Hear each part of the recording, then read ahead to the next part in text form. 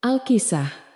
Pada zaman dahulu kala, di sebuah tanah yang subur dan hijau di mana padi menguning sepanjang tahun dan sungai mengalir jernih membelah daratan, terhamparlah sebuah desa yang dikenal dengan nama Desa Lembah Bayu. Desa ini dinamakan demikian karena angin senja yang berhembus di sana selalu terasa lembut membelai kulit, membawa aroma tanah basah dan bunga melati yang mekar di pekarangan rumah-rumah penduduk. Di desa yang tenang inilah cerita kita bermula. Sebuah kisah tentang kesabaran yang seluas samudra dan hati yang sekeras batu karang. Langit malam di Lembah Bayu selalu bertabur bintang, memberikan cahaya temaram bagi siapa saja yang masih terjaga. Namun di balik ketenangan malam itu, terdapat sebuah rumah besar berbentuk joglo yang menyimpan hawa dingin. Bukan karena cuaca, melainkan karena sifat penghuninya yang angkuh. Rumah joglo itu adalah yang paling megah di seluruh penjuru desa. Dibangun dari kayu jati tua yang kokoh dan dipoles hingga mengkilap, mencerminkan kekayaan pemiliknya yang tak tertandingi oleh tetangga manapun. Tiang-tiang penyangganya besar dan ukiran di pintu utamanya sangat rumit, menggambarkan status sosial yang tinggi. Namun sayangnya, kemegahan itu tidak diimbangi dengan kehangatan kasih sayang di dalamnya. Pemilik rumah itu adalah seorang janda kaya raya bernama Nyai Kartika. Seorang wanita parubaya yang masih memancarkan sisa-sisa kecantikan masa mudanya. Namun wajahnya selalu dihiasi dengan garis-garis ketegasan yang keras, dan tatapan mata yang tajam seperti elang yang sedang mengincar mangsa. Penduduk desa sangat segan padanya. Bukan karena mereka mencintainya, melainkan karena banyak dari mereka yang menggantungkan hidup sebagai buruh tani di sawah-sawah miliknya yang membentang luas sejauh mata memandang. Malam ini, suasana di rumah besar itu terasa sedikit berbeda dari biasanya, karena sisa-sisa hiasan janur kuning masih melengkung di gerbang depan, menandakan bahwa sebuah perhelatan besar baru saja usai digelar beberapa hari yang lalu. Pesta pernikahan putra tunggal Nyai Kartika, yang bernama Arya, telah dilaksanakan dengan cukup meriah, mengundang banyak kerabat dan tetangga untuk menikmati hidangan yang melimpah ruah. Namun, kini setelah tamu-tamu pulang dan gamelan berhenti berbunyi, kesunyian yang mencekam kembali menyelimuti rumah besar tersebut. Seolah-olah kegembiraan pesta hanyalah sebuah topeng sesaat yang kini telah dilepas kembali. Lampu-lampu minyak yang tergantung di pendopo depan bergoyang pelan tertiup angin malam, menciptakan bayangan-bayangan panjang yang menari di dinding kayu, seakan membisikkan rahasia tentang nasib pengantin baru yang kini tinggal di sana. Arya, sang pengantin pria, adalah seorang pemuda yang berwajah tampan dan bertubuh tegap. Namun sorot matanya seringkali terlihat ragu dan tidak memiliki pancaran ketegasan layaknya seorang kepala keluarga. Sejak kecil, ia dibesarkan di bawah asuhan tangan besi ibunya, Nyai Kartika, yang mengatur setiap aspek kehidupannya mulai dari pakaian yang ia kenakan hingga dengan siapa ia boleh berteman. Arya tumbuh menjadi anak yang sangat penurut.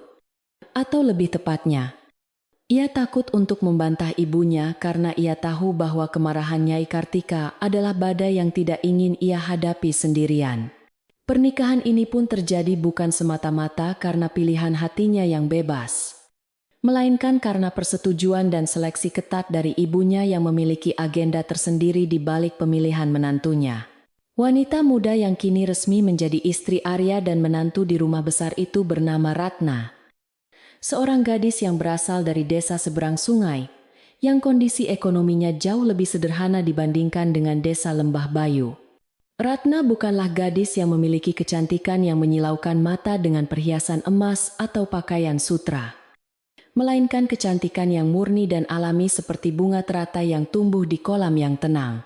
Ia dikenal sebagai gadis yang rajin, bicaranya halus, dan sangat menghormati orang tua. Sifat-sifat yang membuatnya disukai oleh para tetangga di desa asalnya. Namun, di mata Nyai Kartika, nilai Ratna bukanlah pada kebaikan hatinya, melainkan pada latar belakang keluarganya yang miskin dan dianggap lemah. Sehingga Nyai Kartika yakin bahwa gadis ini akan mudah ditekuk dan dikendalikan sesuka hatinya. Nyai Kartika duduk di kursi goyang kesayangannya yang terbuat dari rotan di ruang tengah yang luas. Matanya menatap tajam ke arah pintu kamar pengantin yang tertutup rapat di ujung lorong. Dalam hati wanita kaya itu, tidak ada sedikit pun rasa syukur karena anaknya telah mendapatkan pendamping hidup. Melainkan sebuah kepuasan licik karena ia merasa telah mendapatkan seorang pelayan seumur hidup yang tidak perlu ia gaji. Anak desa yang miskin itu pasti akan melakukan apa saja untuk tetap tinggal di rumah mewah ini. Gumam Nyai Kartika pelan. Suaranya hampir tidak terdengar, tertelan oleh suara jangkrik yang mengerik di luar rumah. Namun senyum tipis di bibirnya menyiratkan rencana-rencana yang tidak menyenangkan bagi masa depan menantunya. Ia sudah membayangkan bagaimana ia bisa memecat para pembantu hariannya dan membebankan semua tugas berat itu ke pundak Ratna. Sementara itu, di dalam kamar yang sunyi, Ratna duduk di tepi tempat tidur kayu yang beralaskan kasur kapuk. Tangannya meremas ujung kebaya, sederhananya dengan perasaan yang campur aduk antara harapan dan kecemasan. Ia sadar bahwa ia kini telah memasuki dunia yang sangat berbeda dari kehidupan sederhananya di seberang sungai. Sebuah dunia di mana dinding-dinding kayu jati ini seolah mengurungnya dalam aturan-aturan yang belum ia pahami sepenuhnya. Arya duduk di kursi di sudut kamar, menatap istrinya dengan pandangan bersalah. Seolah ia ingin mengatakan sesuatu tentang tabiat ibunya, namun lidahnya keluh karena kebiasaan diam yang telah mendarah daging selama bertahun-tahun. Ratna mencoba tersenyum menenangkan suaminya. Berbisik pelan, "Jangan khawatir, Kang Mas. Aku akan berusaha menjadi istri dan menantu yang baik, agar ibu bisa menyayangiku seperti anaknya sendiri." Namun, harapan Ratna untuk disayangi layaknya anak sendiri, tampaknya akan menemui jalan yang terjal dan berliku. Karena sejak hari pertama ia menginjakkan kaki di rumah itu, aura penolakan sudah terasa sangat kental di udara. Ratna teringat saat pertama kali ia diperkenalkan kepada Nyai Kartika sebelum pernikahan. Wanita itu tidak bertanya tentang kabar orang tua Ratna atau apa kesukaannya, melainkan langsung bertanya apakah Ratna bisa memasak dalam porsi besar dan apakah ia kuat menimba air sumur sendirian. Saat itu, Ratna mengira itu hanyalah pertanyaan wajar dari seorang calon mertua yang ingin memastikan keterampilan menantunya. Namun kini, di keheningan malam pertama di rumah barunya, pertanyaan-pertanyaan itu kembali terngiang dengan nada yang terasa lebih seperti wawancara kerja bagi seorang kuli daripada sambutan bagi seorang anggota keluarga baru. Angin malam berhembus semakin dingin, menyelinap masuk melalui celah-celah jendela kayu yang sedikit renggang, membuat nyala api pada lampu templok di dinding berkedip-kedip gelisah. Di bagian belakang rumah, dekat dapur yang luas dan gelap, terdapat kamar kecil milik Mbok Suti, seorang pembantu tua yang telah mengabdi pada keluarga Nyai Kartika sejak Arya masih bayi. Mbok Suti belum tidur. Ia duduk di balai-balai bambu di teras belakang, menatap langit sambil menghela napas panjang, karena ia tahu persis bagaimana watak majikannya yang keras dan tak mau kalah. Dalam hati kecilnya, Mbok Suti merasa kasihan pada Ratna yang terlihat begitu polos dan tulus. Dan ia berdoa, semoga gadis itu memiliki kekuatan batin yang cukup untuk menghadapi badai yang mungkin akan segera datang menghantam ketenangan hidupnya. Pagi hari di desa Lembah Bayu, biasanya diawali dengan suara kokok ayam jantan yang lantang bersahut-sahutan dan kabut tipis yang menyelimuti persawahan, menciptakan pemandangan yang sangat damai dan menyejukkan hati. Namun, bagi Ratna, pagi pertamanya di rumah mertua bukanlah tentang menikmati pemandangan indah itu, melainkan tentang kewajiban yang tiba-tiba sudah menantinya di depan mata. Bahkan sebelum matahari benar-benar muncul di ufuk timur, suara ketukan keras di pintu kamarnya telah memaksanya untuk terjaga dari tidur yang belum lelap benar. Suara Nyai Kartika terdengar tajam dari balik pintu. "Ratna, bangun. Jangan mentang-mentang pengantin baru kau bisa bermalas-malasan sampai siang. Dapur sudah menunggu. Air, gentong sudah kosong." Ratna terlonjak kaget. Jantungnya berdegup kencang. Ia segera merapikan rambutnya dan bergegas membuka pintu. Mendapati ibu mertuanya sudah berdiri tegak, dengan tangan berkaca pinggang dan wajah yang dingin tanpa senyum sedikit pun. "Maafkan saya, Ibu. Saya kira masih terlalu pagi," ucap Ratna dengan suara gemetar, sambil menundukkan kepalanya sebagai tanda hormat yang mendalam. Nyai Kartika hanya mendengus meremehkan. Matanya memindai penampilan Ratna dari ujung kepala hingga ujung kaki dengan tatapan menilai yang tidak bersahabat. Di rumah ini, menantu perempuan bangun sebelum ayam berkokok, bukan setelah matahari tinggi. Kau harus tahu diri karena kau bukan putri raja yang harus dilayani. Hardik Nyai Kartika sebelum memutar badannya dan berjalan angkuh menuju ruang tengah. Dengan langkah bergegas, Ratna menuju dapur yang terletak di bagian belakang rumah utama.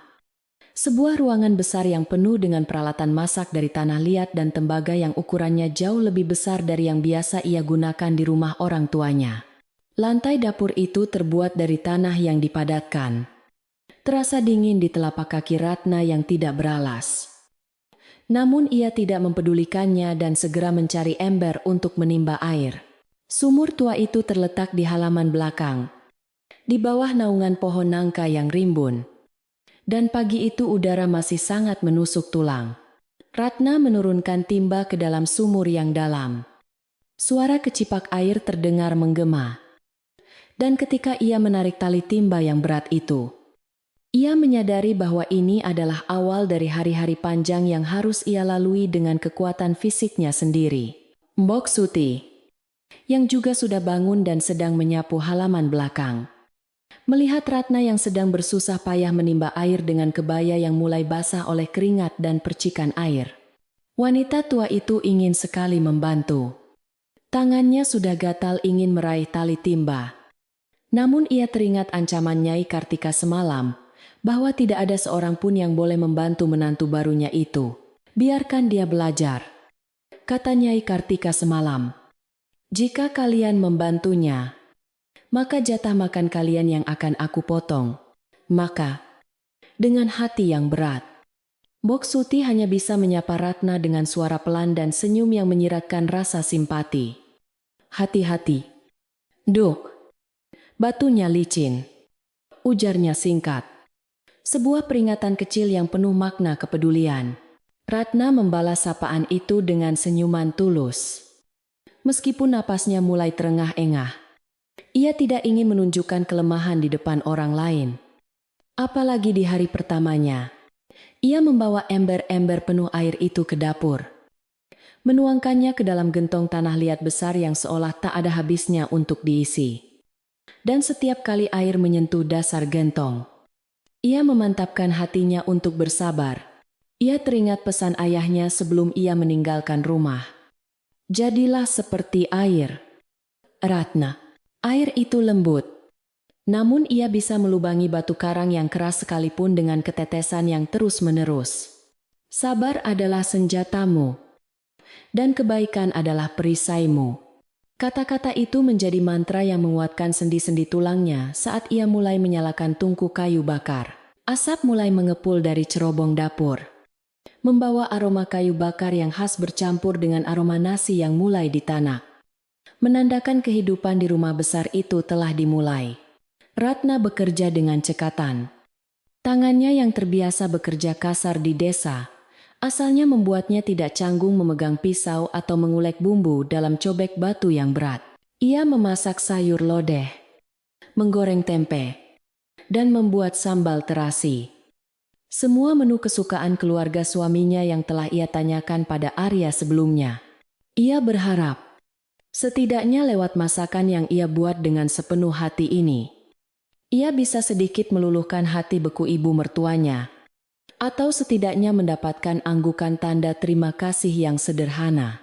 Ketika sarapan telah siap terhidang di meja makan kayu jati yang panjang di ruang tengah, Ratna berdiri menunggu di samping meja, berharap diajak duduk bersama untuk menikmati makanan pertamanya di rumah itu. Arya keluar dari kamar. Terlihat segar, namun matanya menghindari tatapan Ratna. Lalu disusul oleh Nyai Kartika yang berjalan dengan langkah tegap dan langsung duduk di kursi utama di ujung meja. Ratna mengambilkan nasi untuk mertuanya dengan tangan yang sopan. Lalu untuk suaminya. Dan ketika ia hendak mengambil piring untuk dirinya sendiri, suara Nyai Kartika menghentikan gerakannya. "Tunggu," ucap Nyai Kartika dingin. "Di rumah ini, menantu makan belakangan setelah suami dan orang tua selesai. Kau bisa makan di dapur nanti dengan sisa lauk yang ada. Itu ada di sini untuk orang baru." Dada Ratna terasa sesak seketika, bagaikan dihantam oleh palu godam yang tak kasat mata. Harga dirinya terasa diinjak-injak di hadapan suaminya sendiri. Arya tampak ingin memprotes. Mulutnya sedikit terbuka, dan wajahnya memerah. Tetapi satu lirikan tajam dari ibunya membuat nyalinya ciut kembali, dan ia hanya menunduk menatap piring nasinya. Ratna menarik napas panjang, menahan air mata yang sudah menggenang di pelupuk matanya, agar tidak jatuh menetes. Ia tidak boleh menangis sekarang. "Baik, Ibu. Saya mengerti," jawab Ratna dengan suara yang tetap lembut dan hormat.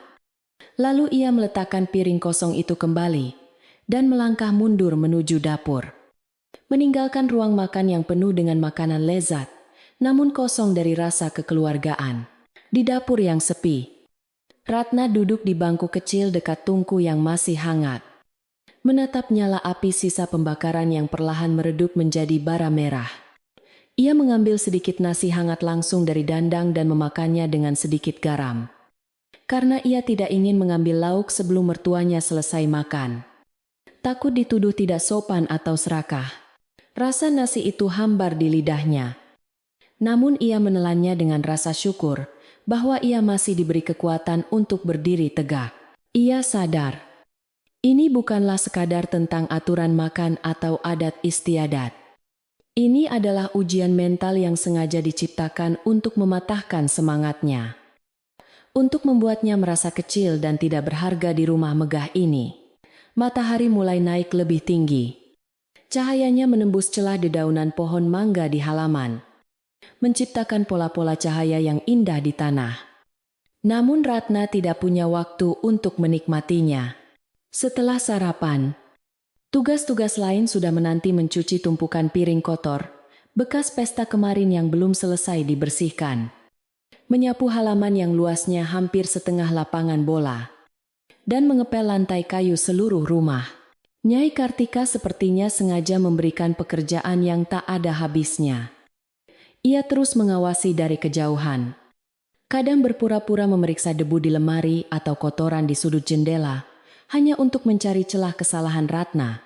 Kurang bersih atau jangan lambat kerjanya adalah kalimat-kalimat yang terus dilontarkan sepanjang hari itu. Tetangga-tetangga yang lewat di depan rumah sesekali melirik ke arah halaman. Melihat menantu baru Nyai Kartika yang sedang menyapu dengan tekun di bawah terik matahari. Mereka berbisik-bisik satu sama lain. Ada yang merasa kasihan melihat gadis sehalus Ratna diperlakukan seperti pembantu. Namun, ada juga yang mencibir karena iri. "Lihatlah, dia pasti hanya pura-pura rajin di awal supaya dapat warisan," bisik seorang wanita yang lewat dengan keranjang pasar. Tidak tahu betapa berat beban yang sedang dipikul oleh bahu ringkih Ratna. Ratna mendengar bisikan-bisikan itu. Telinganya panas. Namun ia memilih untuk tidak menoleh dan terus mengayunkan sapu lidinya. Membersihkan daun-daun kering, seolah ia sedang membersihkan hatinya dari rasa sakit hati. Malam kembali menjelang di desa Lembah Bayu. Dan Ratna masih sibuk di dapur menyiapkan makan malam. Tubuhnya terasa remuk redam, seolah seluruh tulangnya telah dilepas satu persatu. Namun anehnya, di balik kelelahan fisik yang luar biasa itu, ada sebersit kekuatan baru yang tumbuh di dalam jiwanya. Sebuah tekad baja yang perlahan terbentuk.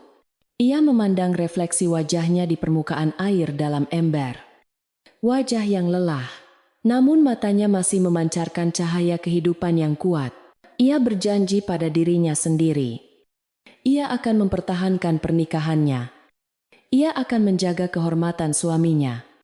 Dan ia tidak akan membiarkan kekejaman mertuanya mengubahnya menjadi orang yang pendendam. Di kamar utama, Nyai Kartika sedang menghitung uang hasil panen di dalam peti besinya. Tersenyum puas, karena hari ini ia tidak perlu mengeluarkan uang sepeser pun untuk upah tenaga kerja harian. Ia merasa telah menang. Merasa strateginya berjalan mulus tanpa hambatan. Tidak menyadari bahwa diamnya Ratna bukanlah tanda kekalahan. Malam itu, di rumah joglo yang besar dan dingin, dua hati wanita saling berhadapan dalam diam, satu yang penuh dengan kesombongan dan kekuasaan, dan satu lagi yang penuh dengan kesabaran dan doa. Angin malam kembali bertiup, membawa cerita tentang ketabahan seorang menantu yang baru saja memulai perjalanan. Panjangnya menapaki jalan terjal kehidupan rumah tangga yang penuh duri. Hari-hari berlalu di desa Lembah Bayu, berganti menjadi minggu dan bulan. Namun suasana di dalam rumah joglo megah milik Nyai Kartika tidak banyak berubah. Justru semakin hari terasa semakin berat menekan dada. Matahari belum sempat menampakkan sinar keemasannya di ufuk timur. Namun suara sapu lidi yang bergesekan dengan tanah halaman yang luas sudah terdengar berirama, memecah kesunyian pagi yang masih berkabut. Ratna, dengan kebaya lusuh yang kini warnanya mulai memudar, karena terlalu sering dicuci dan dipakai bekerja, sudah sibuk membersihkan guguran daun mangga yang semalam dihempas angin kencang. Tubuhnya yang dulu sedikit berisi kini tampak lebih kurus. Tulang selangkanya mulai menonjol di balik kain tipis yang membungkus tubuhnya. Namun sorot matanya tetap memancarkan ketabahan yang luar biasa. Seolah ia adalah batu karang yang tak goyah dihantam ombak lautan setiap saat. Warga desa yang mulai beraktivitas menuju sawah seringkali berhenti sejenak di depan pagar rumah Nyai Kartika, menyempatkan diri untuk mengintip aktivitas sang menantu yang dikenal rajin itu. Mereka melihat Ratna yang tak pernah berhenti bergerak, dari menyapu halaman depan hingga halaman belakang, lalu beralih menimba air, dan kemudian terlihat membelah kayu bakar di samping dapur. Desas-desus mulai menyebar lebih luas dari sekadar bisikan di warung kopi, kini menjadi pembicaraan umum di antara ibu-ibu yang mencuci pakaian di sungai. "Kasihan sekali Neng Ratna," ujar seorang ibu sambil memeras kain batiknya.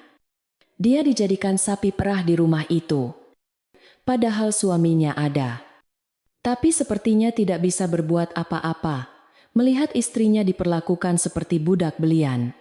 Arya, sang suami, bukannya tidak tahu apa yang terjadi pada istrinya. Ia melihat semuanya dengan mata kepala sendiri, dan hatinya hancur setiap kali melihat keringat mengucur di pelipis Ratna. Namun, dominasi Nyai Kartika atas dirinya begitu kuat, tertanam sejak ia masih belajar berjalan, sehingga setiap kali ia ingin membuka mulut untuk membela istrinya, lidahnya terasa keluh dan keberaniannya menguap entah kemana. Pernah suatu malam, Arya mencoba membantu Ratna mengangkat karung beras ke dapur.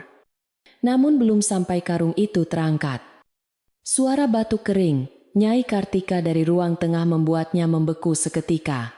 "Sejak kapan tugas laki-laki di dapur? Arya, biarkan istrimu yang mengerjakannya. Itu cara dia berbakti pada keluarga ini. Jangan kau manjakan dia, atau dia akan menjadi besar kepala," tegur ibunya dengan nada dingin yang menusuk. Kekejaman Nyai Kartika tidak dilakukan dengan pukulan fisik, melainkan dengan serangan mental yang terukur dan sistematis, dirancang untuk menggerus harga diri Ratna sedikit demi sedikit hingga tak bersisa. Ia seringkali sengaja menumpahkan air di lantai yang baru saja dipel oleh Ratna, lalu dengan santai berkata bahwa lantai itu masih kotor dan harus dipel ulang sampai mengkilap seperti cermin. Atau saat makan malam tiba, ia akan mencicipi sayur lodeh buatan Ratna dan langsung meludahkannya kembali ke piring, mengatakan bahwa rasanya terlalu asin atau hambar. Padahal Arya yang juga memakannya merasa rasanya pas dan lezat. "Lidah orang desa sepertimu memang tidak tahu selera orang berkelas," cemooh Nyai Kartika, membiarkan Ratna menahan tangis sambil membereskan makanan yang dianggap gagal itu. Ratna menerima semua perlakuan itu dengan diam. Ia tidak pernah membantah sepatah kata pun.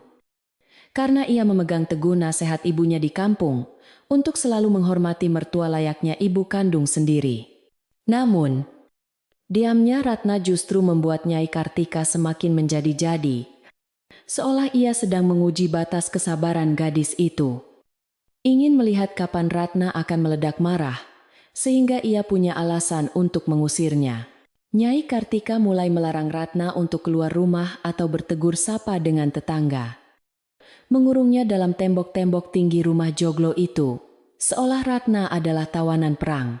Ratna hanya diperbolehkan keluar jika disuruh berbelanja ke pasar. Itu pun dengan waktu yang sangat dibatasi, dan uang belanja yang pas-pasan.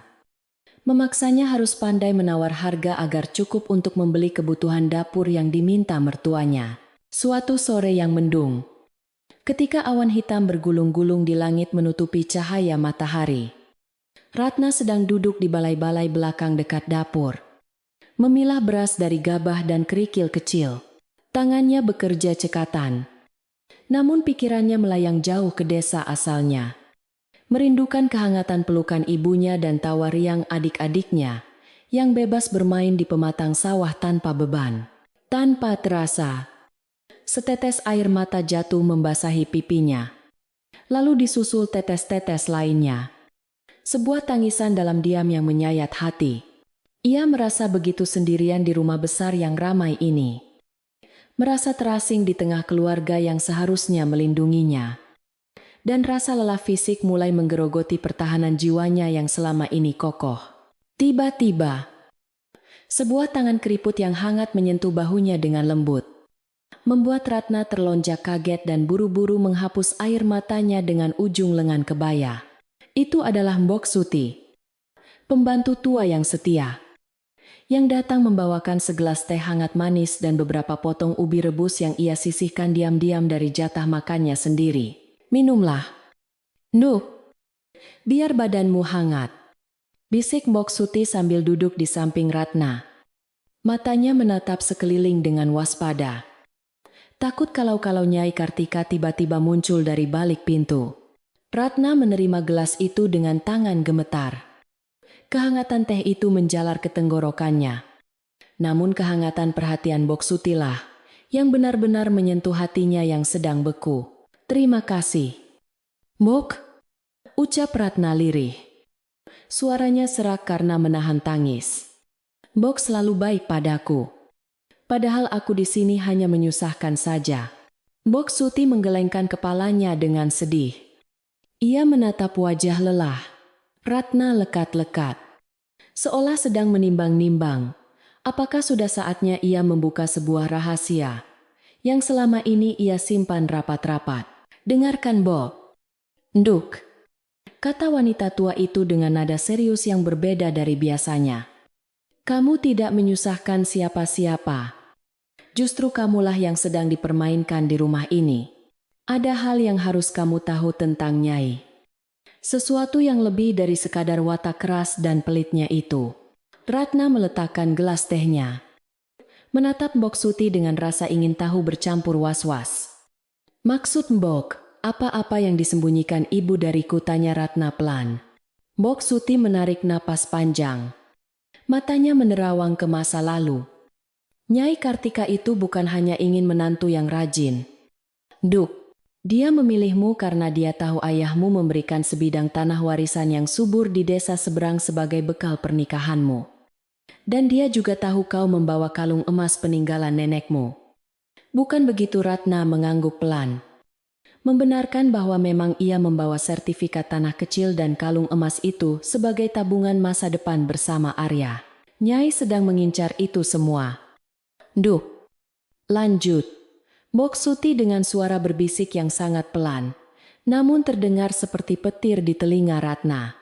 Dia sengaja menyiksamu, membuatmu tidak betah, dan menekuk mentalmu supaya kamu menyerahkan harta bendamu itu kepadanya dengan alasan untuk modal usaha Arya atau perbaikan rumah. Begitu harta itu pindah ke tangannya, dia akan mencari alasan besar untuk membuangmu, menceraikanmu dari Arya. dan mencari menantu baru yang lebih kaya. Tubuh Ratna menegang seketika. Darahnya berdesir hebat mendengar penjelasan itu. Ia tidak menyangka bahwa kekejaman mertuanya bukan hanya soal sifat, melainkan sebuah rencana jahat yang terstruktur rapi demi ketamakan harta duniawi. Dulu, sambung Boksuti lagi, Arya pernah hampir dijodohkan dengan gadis lain. Tapi gadis itu pintar dan keluarganya kuat. Mereka mencium gelagat buruk Nyai dan membatalkan lamaran. Nyai sangat marah dan sejak itu dia bersumpah akan mencari gadis yang polos, penurut, dan tidak punya pelindung kuat. Dan itulah sebabnya dia memilihmu. Penjelasan Boksuti bagaikan kepingan, puzzle, yang akhirnya menyatu. Menjelaskan mengapa Nyai Kartika begitu terobsesi pada kepatuhan Ratna dan mengapa ia selalu menanyakan di mana Ratna menyimpan barang-barang berharganya. Ratna teringat beberapa kali Nyai Kartika bertanya dengan nada manis yang dibuat-buat. Ratna, sertifikat tanahmu itu aman tidak di lemari kayu? Kalau takut dimakan rayap, biar ibu yang simpan di brankas besi ibu. Ratna merinding menyadari betapa polosnya ia selama ini. Hampir saja ia menyerahkan sertifikat itu. Minggu lalu jika saja Arya tidak memanggilnya untuk membantunya di kandang ayam saat itu. Ya Tuhan, desis Ratna sambil menutup mulutnya dengan tangan. Jadi semua ini hanyalah jebakan pernikahan ini. Senyum manis saat lamaran. Semuanya palsu demi tanah dan emas itu.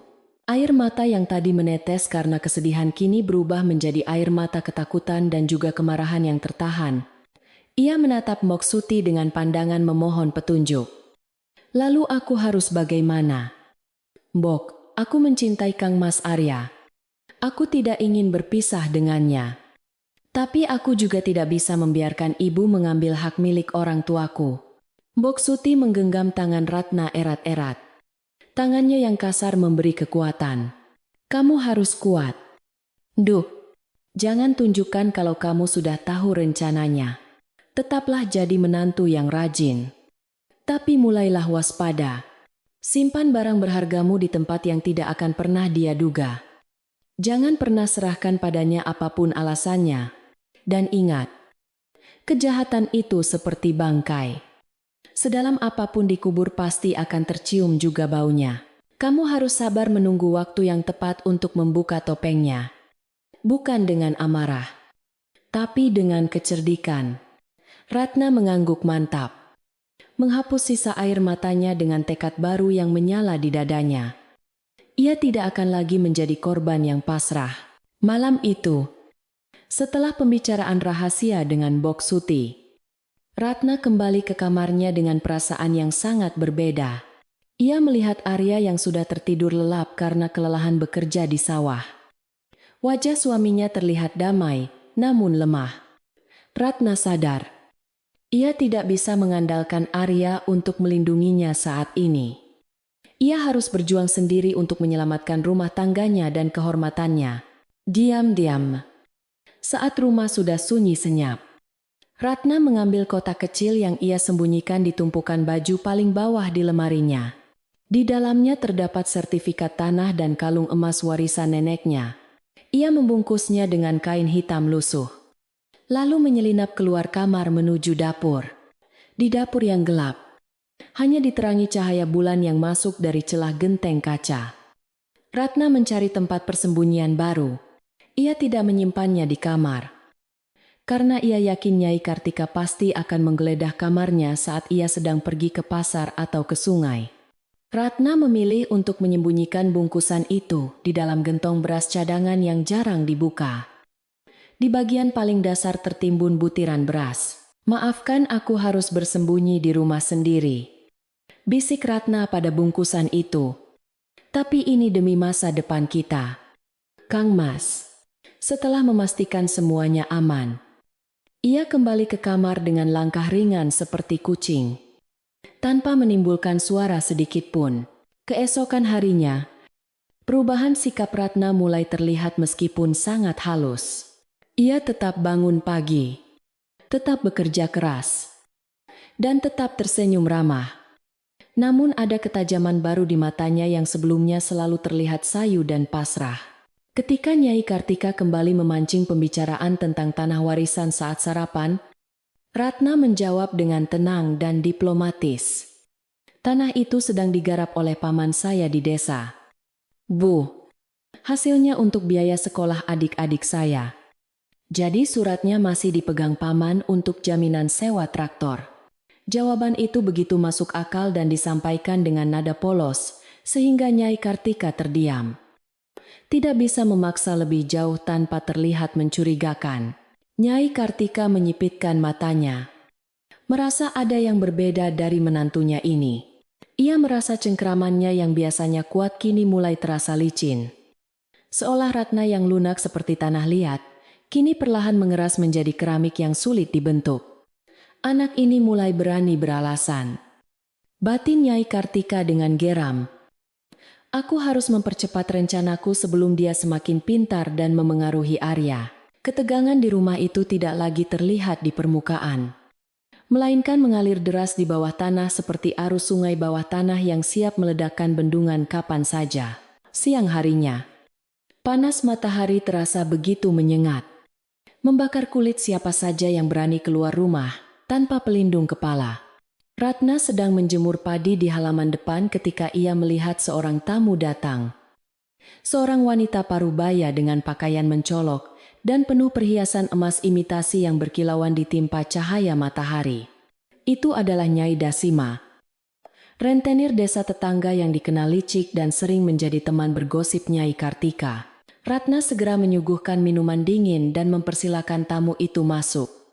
Namun ia sengaja berlama-lama menyapu di dekat jendela ruang tamu yang terbuka, menajamkan telinganya untuk mendengar apa yang sedang dibicarakan kedua wanita itu di dalam. Suara Nyai Dasima terdengar melengking. Jadi bagaimana? Kartika, hutangmu yang untuk pesta pernikahan kemarin sudah jatuh tempo minggu depan. Kau bilang akan membayarnya dengan hasil penjualan tanah menantumu itu. Jantung Ratna berhenti berdetak sejenak mendengar kalimat itu. Dugaan Boksuti benar 100%. Bahkan lebih buruk lagi. Ternyata Nyai Kartika berhutang besar hanya demi gengsi pesta pernikahan mewah agar dipuji orang. Dan kini ia ingin mengorbankan harta Ratna untuk menutup lubang yang ia gali sendiri. Ratna mencengkram gagang sapu dengan erat, menahan amarah yang meletup-letup di dadanya. Wajahnya memerah menahan geram. Pelankan suaramu. Dasima terdengar suara Nyai Kartika mendesis panik. Jangan sampai si bodoh itu dengar. Tenang saja. Dia itu penurut. Sebentar lagi juga aku bisa mengambil surat tanahnya. Kalau perlu, aku akan buat skenario supaya dia merasa bersalah dan menyerahkannya sendiri sebagai ganti rugi. Kau tahu kan aku punya banyak cara tawa kecil yang jahat terdengar dari dalam ruang tamu. Membuat bulu kuduk Ratna meremang. Ia mundur perlahan dari jendela. Kakinya terasa lemas, namun pikirannya bekerja cepat menyusun strategi pertahanan. Ratna sadar. Waktu bermain-main sudah habis. Ia tidak bisa lagi hanya diam dan bertahan. Ia harus bertindak sebelum Nyai Kartika melancarkan skenario jahatnya. Sore itu, saat Arya pulang dari sawah dengan tubuh penuh lumpur, Ratna menyambutnya dengan senyum yang berbeda. Senyum yang penuh arti. Ia menyiapkan air hangat untuk mandi suaminya dan memijat punggung Arya dengan penuh kasih sayang. Kang Mas, ucap Ratna lembut saat memijat bahu suaminya yang kaku.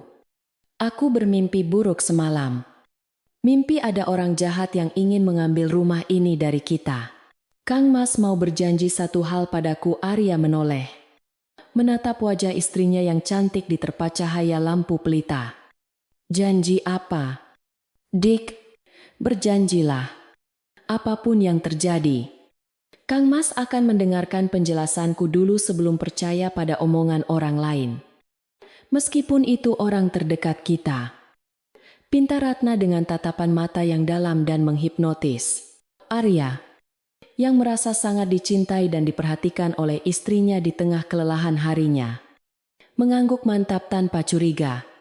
Tentu saja. Dik, Kamu istrik. Aku percaya padamu. Janji sederhana itu adalah tiang pancang pertama yang ditanam Ratna untuk membangun benteng pertahanannya. Malam kembali turun menyelimuti desa Lembah Bayu, membawa serta rahasia-rahasia yang terpendam di balik dinding kayu rumah-rumah penduduknya. Di rumah joglo itu, 3 orang tidur dengan mimpi yang berbeda. Nyai Kartika dengan mimpi tentang pelunasan hutang dan kekayaan, Ratna dengan strategi bertahan hidupnya, dan Arya yang terombang-ambing di antara keduanya tanpa menyadari badai besar akan segera datang menghantam perahu rumah tangganya. Suara burung hantu di kejauhan terdengar sayup-sayup, seolah menjadi pertanda bahwa ketenangan di rumah ini tidak akan bertahan lama lagi. Karena duri dalam daging itu kini sudah mulai membusuk, dan rasa sakitnya tak akan bisa disembunyikan lagi. Langit di atas desa Lembah Bayu mulai berubah warna. Tidak lagi biru cerah seperti hari-hari sebelumnya, melainkan mulai diselimuti oleh awan kelabu yang menggantung rendah dan berat. Musim tampaknya sedang bersiap untuk berganti. Dari kemarau yang panas berdebu, menuju musim penghujan yang basah dan lembab, membawa serta hawa gerah yang menusuk kulit sebelum hujan benar-benar turun membasahi bumi. Suasana alam yang muram ini seolah menjadi cerminan dari apa yang sedang terjadi di dalam rumah joglo megah milik Nyai Kartika, di mana ketegangan yang tak kasat mata semakin memadat, mengisi setiap sudut ruangan dengan aura kecurigaan dan niat buruk yang tersembunyi rapat di balik senyuman palsu. Ratna, sang menantu yang kini sudah mengetahui rencana busuk mertuanya, tidak lantas berubah menjadi pemberontak yang meledak-ledak. Sebaliknya, ia justru menunjukkan ketenangan yang luar biasa. Sebuah ketenangan yang menakutkan seperti permukaan danau yang tenang, namun menghanyutkan. Ia melakukan semua tugas rumah tangganya dengan kesempurnaan yang hampir tidak masuk akal. Bangun lebih pagi dari biasanya, memasak hidangan yang lebih lezat dengan bumbu yang diracik sempurna, dan membersihkan rumah hingga tak ada sebutir debu pun yang berani menempel di perabotan kayu jati. Lantai rumah yang luas itu ia pel hingga mengkilap seperti cermin, memantulkan bayangan siapa saja yang berjalan di atasnya. Dan halaman rumah ia sapu bersih dari daun kering, bahkan sebelum daun itu sempat menyentuh tanah. Sikap Ratna yang terlalu sempurna ini justru membuat Nyai Kartika semakin gelisah dan uring-uringan, karena ia kehilangan celah untuk memarahi menantunya itu. Biasanya, ia akan berteriak jika ada sedikit saja noda di piring atau jika rasa masakan kurang pas. Namun kini, setiap kali ia mencari kesalahan, ia hanya menemukan hasil kerja yang tanpa celah. Anak ini pasti sedang merencanakan sesuatu, batin Nyai Kartika sambil mengamati Ratna yang sedang menyetrika baju Arya dengan rapi di sudut ruang tengah. Ketenangan Ratna dianggap sebagai tantangan diam-diam. Sebuah perlawanan pasif yang membuat darah Nyai Kartika mendidih, karena ia merasa otoritasnya sebagai penguasa rumah sedang diabaikan dengan cara yang sangat halus.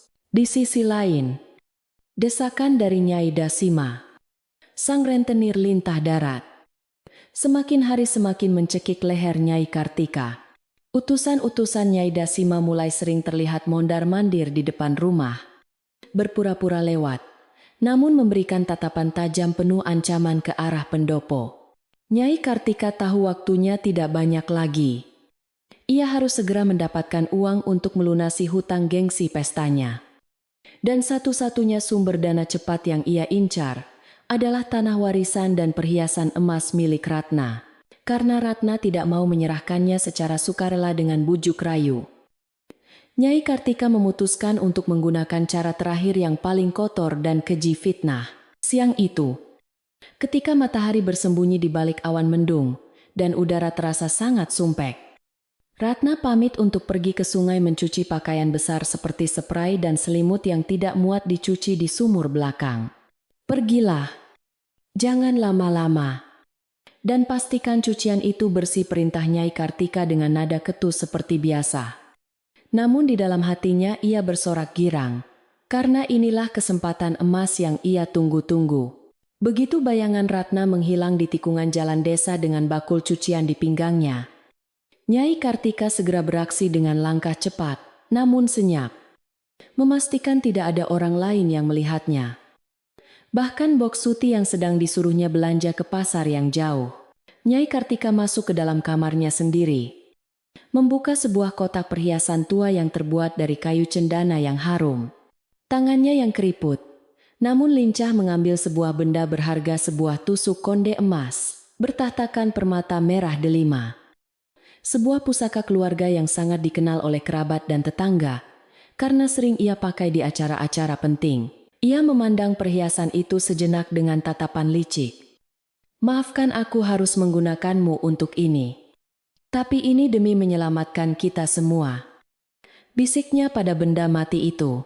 Kemudian, dengan jantung berdebar karena adrenalin kejahatan, ia menyelinap masuk ke kamar tidur Ratna dan Arya yang tidak terkunci. Kamar itu sederhana namun rapi. Aroma bunga melati kering tercium samar-samar dari sudut ruangan. Tanda bahwa Ratna selalu berusaha menjaga kenyamanan kamarnya, meskipun dengan barang seadanya. Nyai Kartika tidak membuang waktu. Ia segera menuju tempat tidur, mengangkat sedikit ujung kasur kapuk yang tebal, dan menyelipkan tusuk konde emas itu jauh ke dalam. Di antara lipatan kain alas kasur dan anyaman rotan tempat tidur. Ia memastikannya tidak terlihat dari luar, namun cukup mudah ditemukan jika seseorang sengaja mencarinya.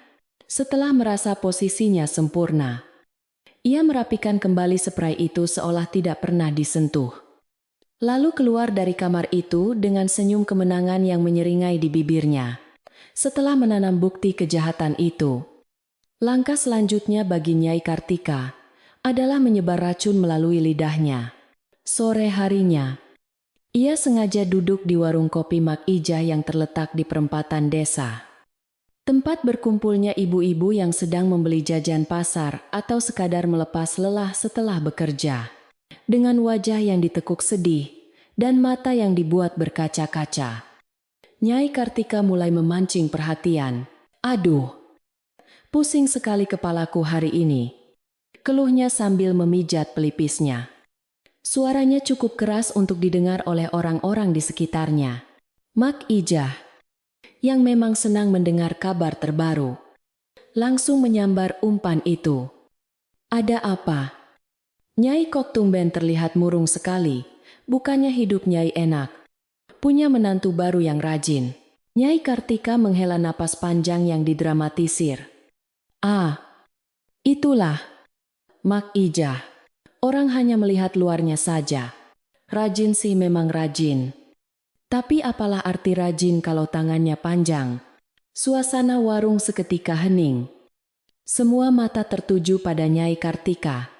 Telinga mereka tegak berdiri mendengar istilah tangan panjang yang berarti suka mencuri. "Maksud Nyai, apa siapa yang mencuri?" tanya seorang ibu tetangga dengan rasa ingin tahu yang meluap-luap. Nyai Kartika berpura-pura ragu sejenak, seolah menutupi aib keluarga. Namun kemudian melanjutkan, "Akhir-akhir ini barang-barang kecil di rumah sering hilang.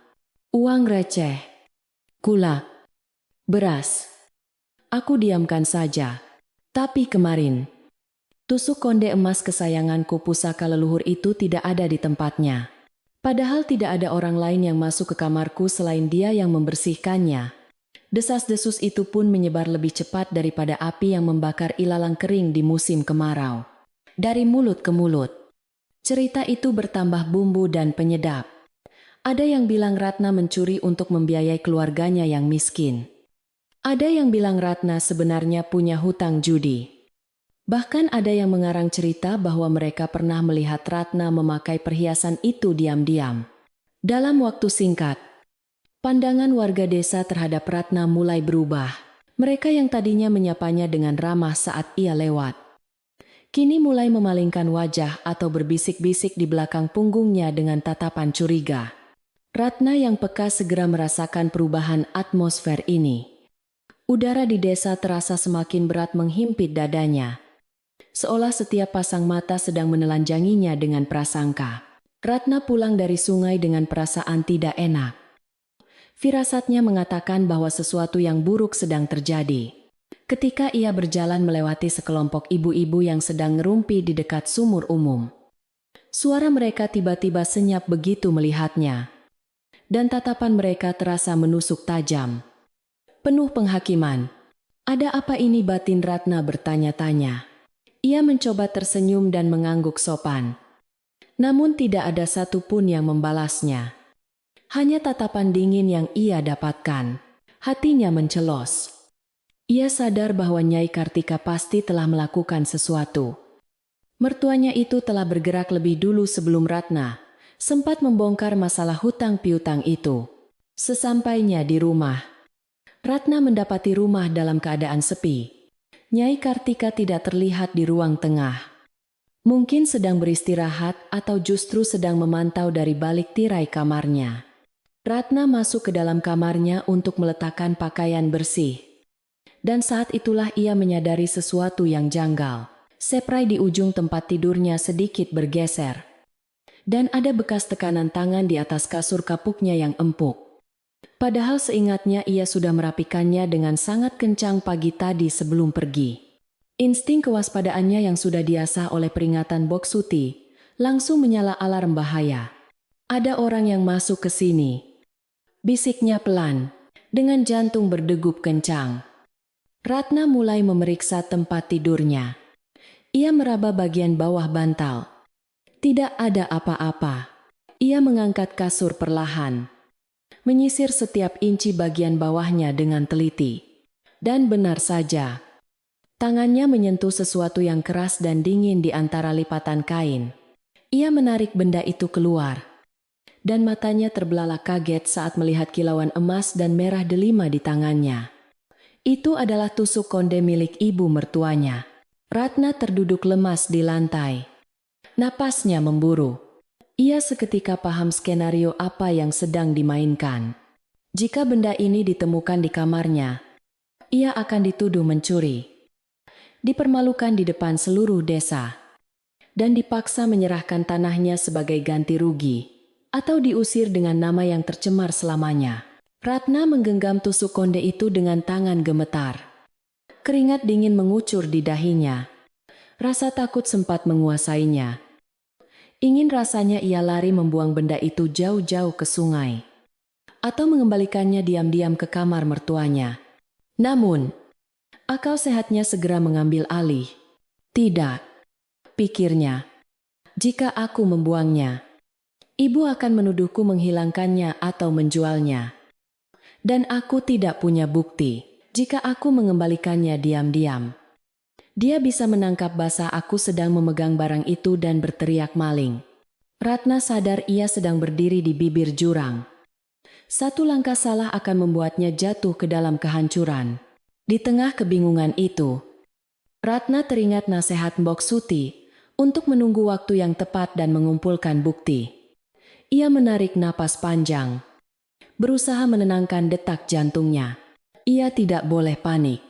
Ia membungkus tusuk konde itu dengan kain perca bekas, lalu menyembunyikannya di tempat yang paling tidak terduga, di dalam bumbung bambu tempat menyimpan garam di dapur. Ia tahu Nyai Kartika tidak pernah menyentuh garam karena selalu menyuruh orang lain memasak. Kau ingin bermain api, Ibu? Maka aku akan pastikan apinya tidak membakar diriku. Gumam Ratna dengan tekad yang semakin membaja. Malam harinya, suasana makan malam terasa sangat mencekam. Nyai Kartika makan dengan lahap. Sesekali melirik ke arah Arya dan Ratna dengan tatapan aneh, seolah sedang menahan tawa kemenangan. Arya, ucap Nyai Kartika tiba-tiba memecah kesunyian. Besok lusa kita akan mengadakan acara arisan keluarga besar di rumah ini. Sudah lama kita tidak berkumpul dengan paman dan bibimu. Ibu ingin semuanya hadir, termasuk tetua desa. Pak Lurah juga akan ibu undang. Arya tampak terkejut. Tumben sekali. Bu, bukankah itu butuh biaya besar? Nyai Kartika mengibaskan tangannya. Soal biaya jangan dipikirkan. Ibu ingin syukuran kecil-kecilan. Ratna, kau harus masak yang banyak dan enak. Jangan bikin malu ibu di depan keluarga besar. Ratna yang sedang menyendok nasi langsung mengerti. Acara arisan keluarga itu bukanlah syukuran, melainkan panggung eksekusi yang disiapkan untuknya. Di hadapan keluarga besar dan tetua desa itulah Nyai Kartika berencana menemukan barang curian itu dan menghakiminya secara terbuka, agar tidak ada yang bisa membela Ratna. Undangan kepada Pak Lurah dan tetua desa adalah cara untuk melegalkan pengusiran atau penyitaan hartanya nanti. Rencana itu begitu rapi dan kejam. Baik, Bu. Saya akan siapkan semuanya sebaik mungkin, jawab Ratna dengan suara datar. Matanya menatap lurus ke arah mertuanya tanpa rasa takut sedikit pun. Membuat Nyai Kartika sedikit tertegun dengan keberanian tatapan itu. Keesokan harinya, persiapan acara besar mulai dilakukan. Tenda dipasang di halaman depan. Kursi-kursi disewakan. Dan bahan makanan menumpuk di dapur. Ratna bekerja keras seperti biasa. Namun pikirannya sibuk menyusun strategi balasan. Ia diam-diam menemui Mbok Suti di belakang rumah saat sedang menjemur kerupuk.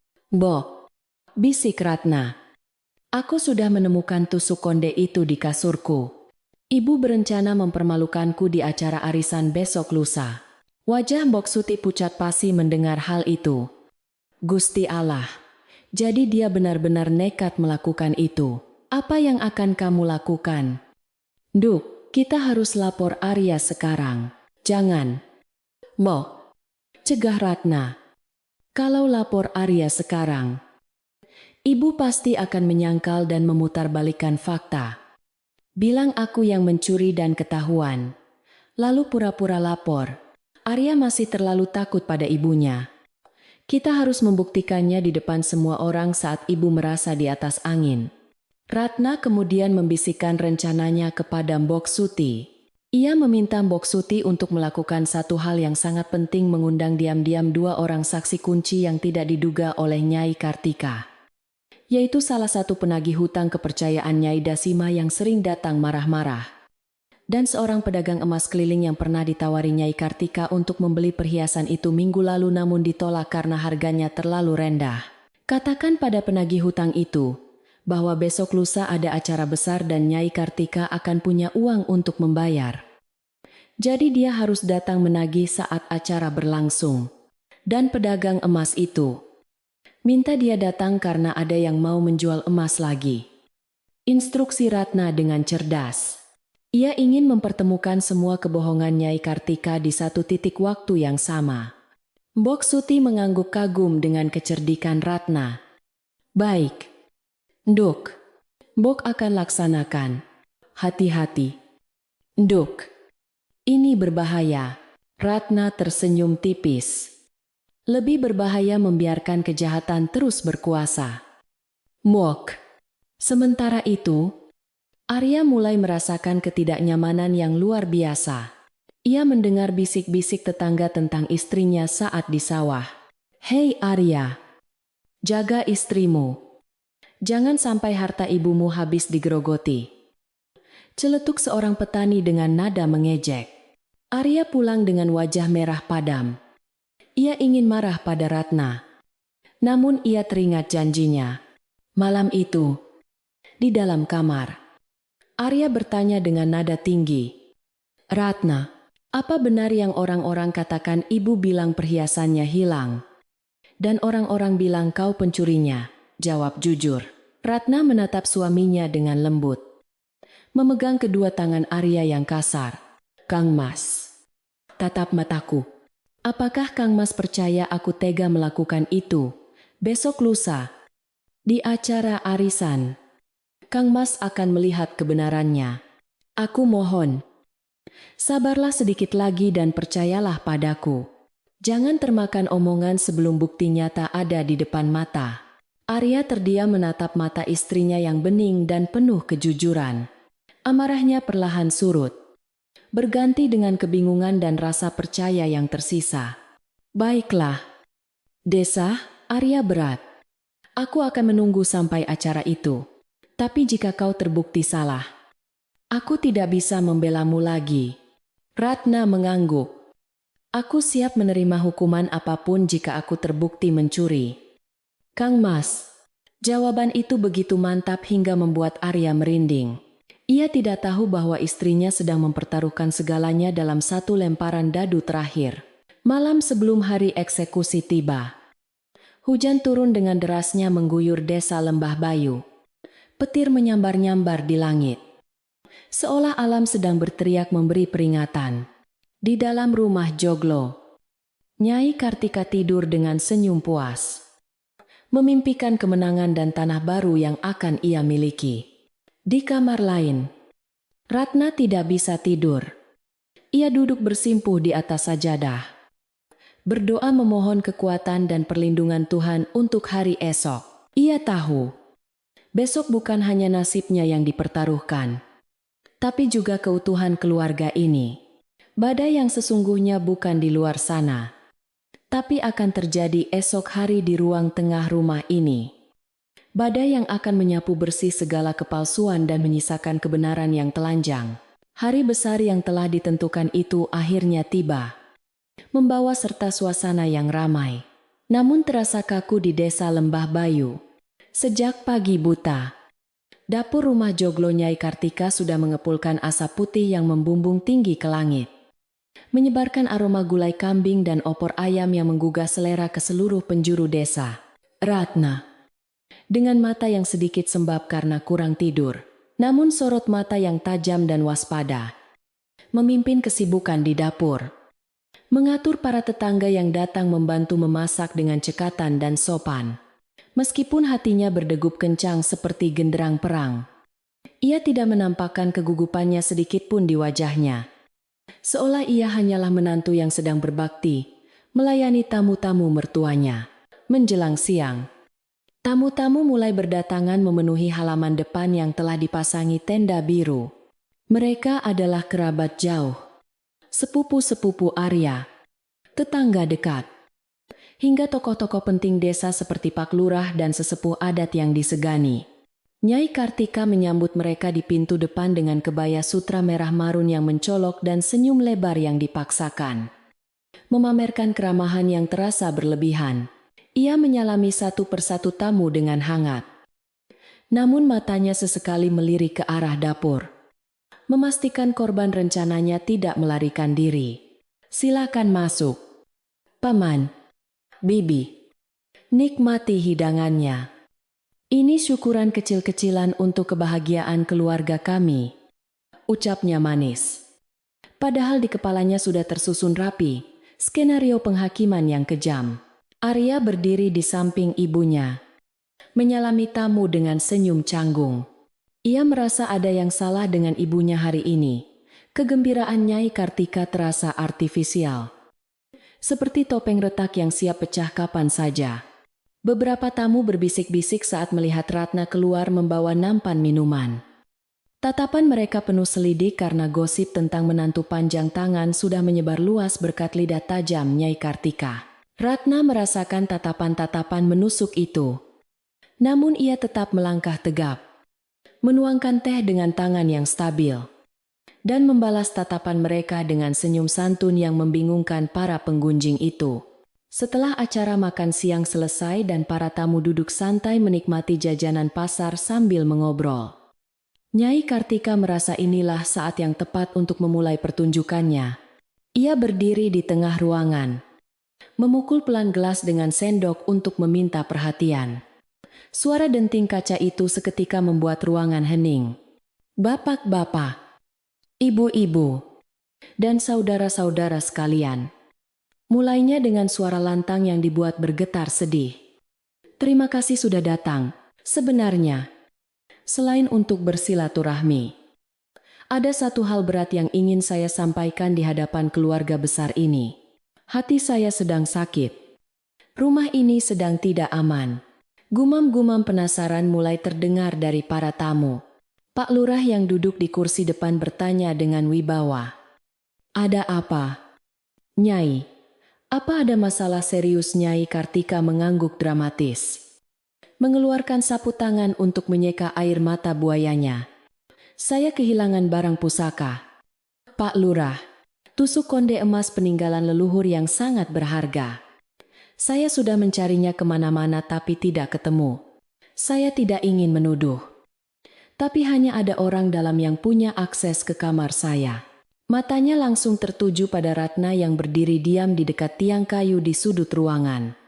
Semua kepala tamu serentak menoleh ke arah Ratna, membuat gadis itu menjadi pusat perhatian yang menyakitkan. Arya tersentak kaget. Ia hendak berdiri membela istrinya. Namun Ratna memberi isyarat mata agar ia tetap tenang. Nyai Kartika melanjutkan serangannya. Saya dengar desas-desus tidak enak. Tapi saya ingin membuktikannya di depan kalian semua, agar adil. Ratna, menantuku, apakah kau mengambilnya? Jika kau mengaku sekarang dan mengembalikannya, ibu akan memaafkanmu. Meskipun mungkin kau harus pulang ke desamu untuk introspeksi diri. Kalimat itu adalah jebakan halus. Mengaku berarti hancur. Tidak mengaku berarti siap digeledah. Nyai Kartika yakin Ratna akan menyangkal. Dan saat itulah, ia akan menemukan barang itu di kasur Ratna. Ratna melangkah maju ke tengah ruangan. Wajahnya tenang bagaikan permukaan air danau yang tak terusik angin. Saya tidak mengambilnya. Ibu, saya berani bersumpah demi Tuhan dan demi kehormatan orang tua saya. Jawab Ratna dengan suara jernih dan tegas. Membuat beberapa tamu tertegun dengan keberaniannya. Nyai Kartika tersenyum sinis. Sumpah saja tidak cukup. Nah, bukti yang bicara. Kalau kau jujur, izinkan kami memeriksa kamarmu sekarang juga. Pak Lurah dan saksi-saksi boleh ikut melihat agar tidak ada rekayasa. Tantangan itu dilemparkan dengan keyakinan penuh bahwa ia akan menang telak. Silakan. Ibu, jawab Ratna singkat sambil mempersilakan jalan. Rombongan kecil yang terdiri dari Nyai Kartika, Pak Lurah, dua tetua desa, dan Arya pun bergerak menuju kamar pengantin. Tamu-tamu lain berkerumun di pintu dan jendela. Penasaran ingin melihat drama keluarga itu.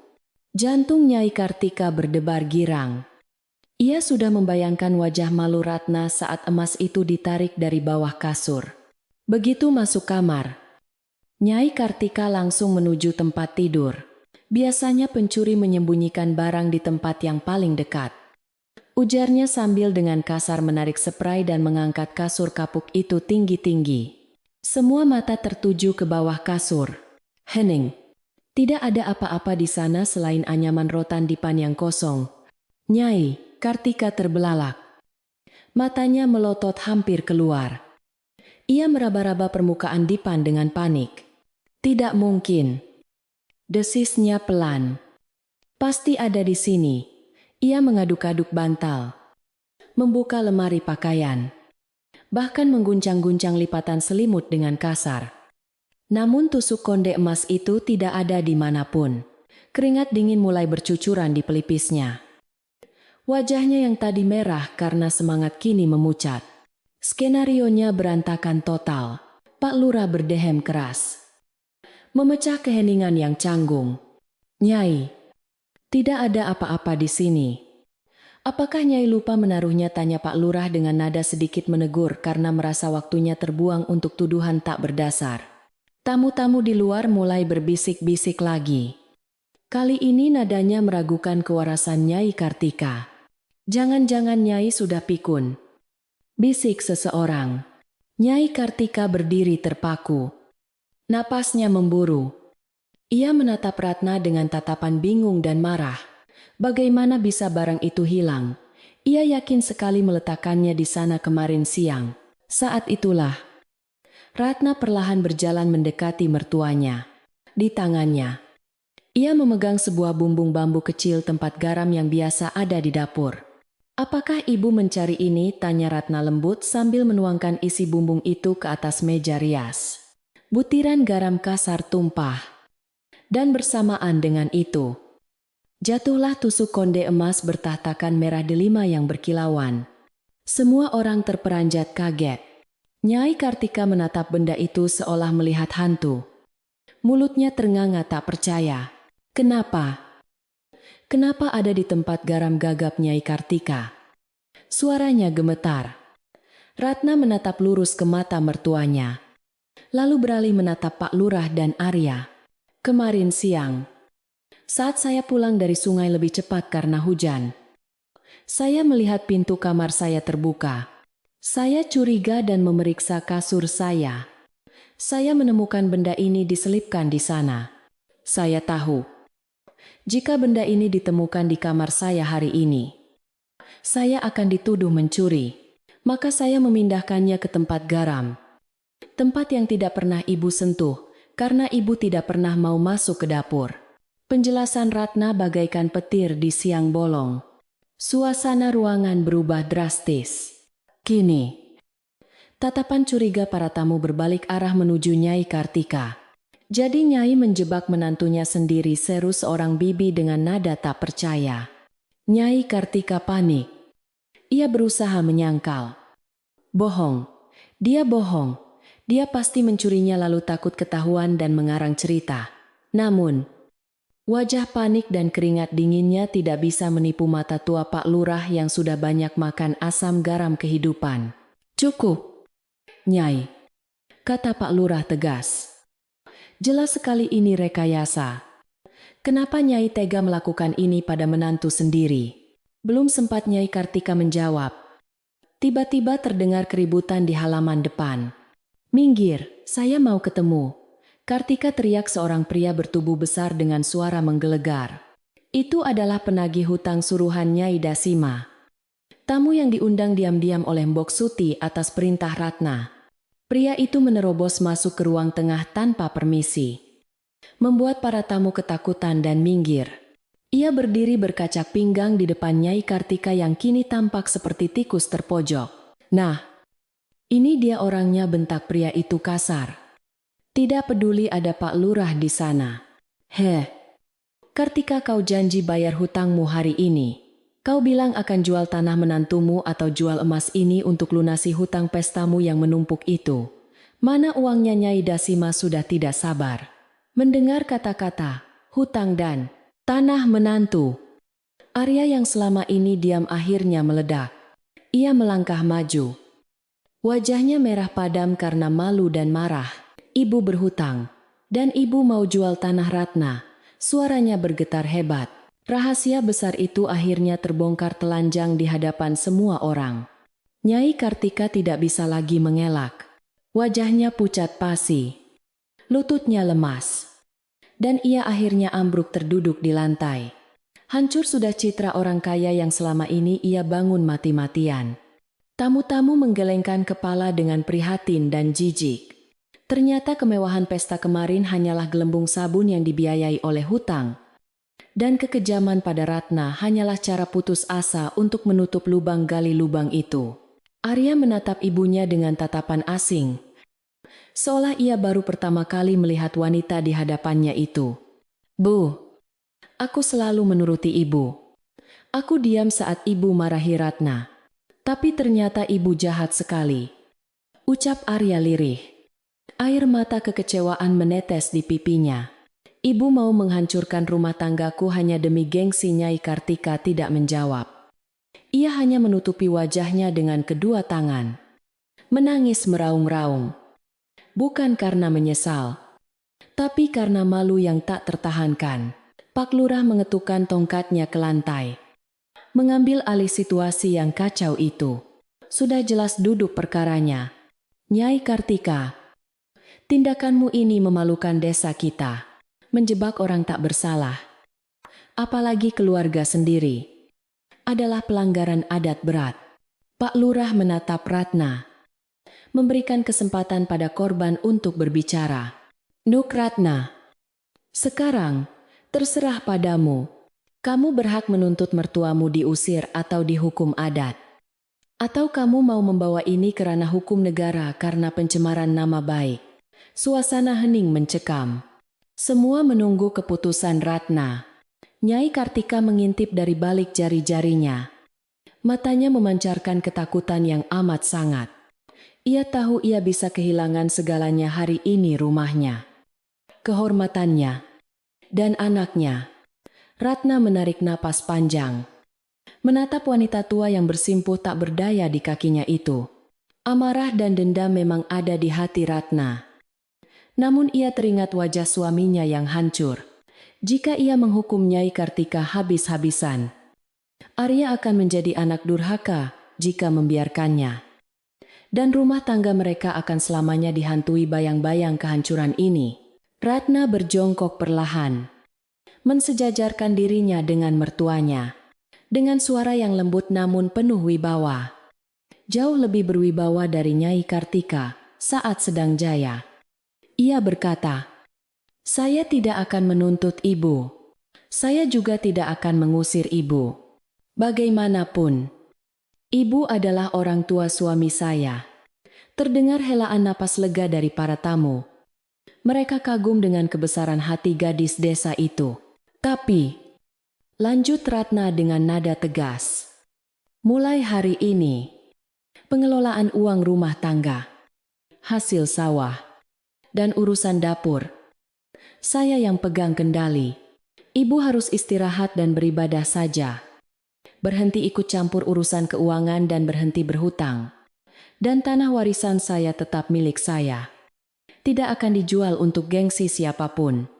Nyai Kartika mengangkat wajahnya, menatap menantunya dengan pandangan tak percaya. Ia menyangka akan diusir, tapi ternyata ia diampuni. Meskipun kekuasaannya dilucuti habis. Rasa malu yang luar biasa bercampur dengan rasa syukur membuatnya tak sanggup berkata-kata.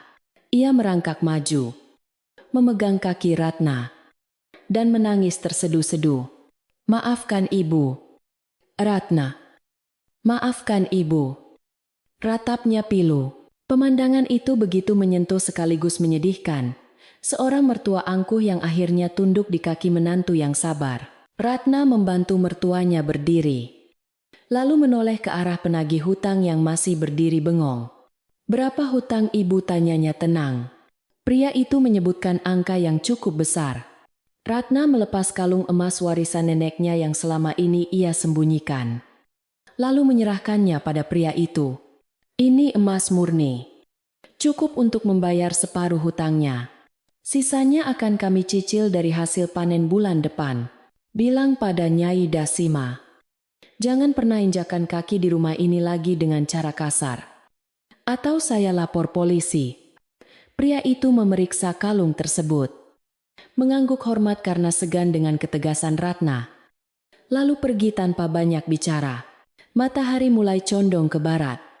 Sinarnya menerobos masuk lewat pintu depan, menyinari debu-debu yang beterbangan sisa keributan tadi. Para tamu satu persatu pamit pulang dengan perasaan campur aduk. Mereka membawa cerita baru yang akan dikenang lama di desa Lembah Bayu. Cerita tentang runtuhnya kesombongan dan bangkitnya kebaikan. Rumah joglo itu kini terasa lebih lega. Seolah hawa jahat yang selama ini mengendap di sudut-sudut ruangan telah terusir keluar bersamaan dengan terungkapnya kebenaran. Arya mendekati Ratna, memeluk istrinya erat-erat di hadapan sisa keluarga yang masih ada. "Terima kasih, Dik. Kamu menyelamatkan wajah keluarga kita. Padahal, kami sudah jahat padamu," bisiknya. Ratna tersenyum tipis. Tenaganya terkuras habis. Kakinya gemetar bukan karena takut, tapi karena lega. Badai di ruang tengah telah berlalu, menyisakan puing-puing yang harus dibangun ulang. Namun setidaknya kini pondasinya sudah bersih dari kebohongan. Ratna menatap keluar jendela, melihat awan mendung yang mulai pecah, menjanjikan sore yang lebih cerah untuk hari esok. Bulan berganti bulan, dan musim pun telah bergeser perlahan di desa Lembah Bayu, mengubah wajah alam yang tadinya kering kerontang menjadi hamparan hijau yang menyejukkan mata dan menenteramkan jiwa. Setelah badai besar yang mengguncang sendi-sendi kehidupan di rumah joglo itu berlalu, kini suasana di sana seumpama air sungai yang mengalir tenang setelah banjir bandang surut, meninggalkan tanah yang subur untuk kehidupan baru. Pagi itu, kabut tipis masih memeluk pucuk-pucuk daun pisang di pekarangan belakang, dan suara burung perkutut terdengar merdu. bersahut-sahutan dari dalam sangkar bambu yang tergantung di teras, menciptakan harmoni alam yang begitu damai. Tidak ada lagi suara bentakan kasar yang biasanya memecah keheningan pagi. Tidak ada lagi derap langkah kaki yang terburu-buru karena ketakutan. Yang ada hanyalah suara sapu lidi yang berirama santai dan senandung kecil dari dapur yang mengepulkan asap hangat. Ratna kini bukan lagi sekadar menantu yang dianggap orang asing atau pelayan tak bergaji di rumah besar itu, melainkan telah menjadi nyonya rumah yang sesungguhnya. Memegang kendali dengan tangan yang lembut, namun tegas. Ia tetap bangun pagi seperti biasa. Bukan karena paksaan atau takut dimarahi, melainkan karena rasa tanggung jawab dan kecintaannya merawat rumah tangga yang kini telah benar-benar terasa sebagai miliknya. Wajahnya terlihat lebih segar dan bercahaya. Pipinya mulai berisi kembali. Dan senyum tulus selalu menghiasi bibirnya saat menyapa para tetangga yang lewat hendak ke pasar. Orang-orang desa yang dulu sempat memandang sinis karena hasutan, kini menaruh hormat yang sangat tinggi padanya. Seringkali berhenti sejenak di pagar hanya untuk sekadar bertanya kabar atau meminta nasihat tentang masakan. Perubahan terbesar justru terlihat pada sosok Nyai Kartika. Wanita yang dulunya bagaikan ratu lebah yang menyengat siapa saja, kini telah berubah menjadi sosok tua yang rapuh dan pendiam. Sejak peristiwa memalukan di hari arisan itu, kesombongannya runtuh tak bersisa, digantikan oleh rasa malu yang mendalam dan penyesalan yang menghantui setiap hembusan napasnya. Ia tidak lagi menempati kamar utama yang megah di depan, atas kemauannya sendiri. Ia memindahkan barang-barangnya ke kamar belakang yang lebih kecil dan sunyi, dekat dengan musola rumah. Hari-harinya kini lebih banyak dihabiskan di atas sajadah, memutar tasbih kayu cendana. Bibirnya tak henti-henti melafalkan doa memohon ampunan atas segala keserakahan dan kekejaman yang pernah ia lakukan di masa lalu. Ratna tidak pernah membatasi mertuanya. Ia justru memperlakukan Nyai Kartika dengan penghormatan yang tulus, seolah tidak pernah terjadi perselisihan di antara mereka. Setiap pagi, Ratna sendirilah yang mengantarkan teh hangat dan sarapan bubur halus ke kamar mertuanya, menyisirkan rambut putih wanita tua itu, dan menanyakan kesehatannya dengan lembut. "Ibu, hari ini udaranya segar. Mau duduk di teras belakang?" Sebentar melihat bunga melati yang baru mekar tawar Ratna suatu pagi, Nyai Kartika menatap menantunya dengan mata berkaca-kaca. Tangannya yang gemetar menyentuh tangan Ratna. "Terima kasih, Nuk. Kamu terlalu baik pada orang tua yang jahat ini. Padahal dulu ibu ingin membuangmu." "Sudahlah, Bu," jawab Ratna, sambil tersenyum menenangkan, memijat pelan tangan keriput itu. "Yang lalu biarlah berlalu seperti air sungai yang hanyut ke laut. Sekarang kita menatap ke depan saja. Ibu adalah nenek dari cucu-cucu saya kelak. Kita adalah keluarga." Kata-kata sederhana itu bagaikan obat yang menyembuhkan luka batin Nyai Kartika, sekaligus menjadi pengingat betapa luasnya hati gadis desa yang pernah ia remehkan itu. Hubungan mereka perlahan membaik, bukan lagi sebagai majikan dan bawahan, melainkan selayaknya ibu dan anak yang saling merawat di usia senja. Sebuah pemandangan yang mengharukan bagi siapa saja yang melihatnya, termasuk Mbok Suti.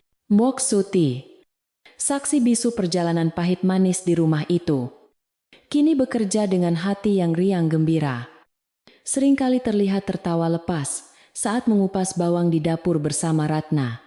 Ia tidak lagi merasa tertekan atau takut dipotong gajinya. Ratna memastikan kesejahteraan pembantu tua itu terjamin, bahkan memberinya kamar yang lebih layak dan pakaian baru yang pantas.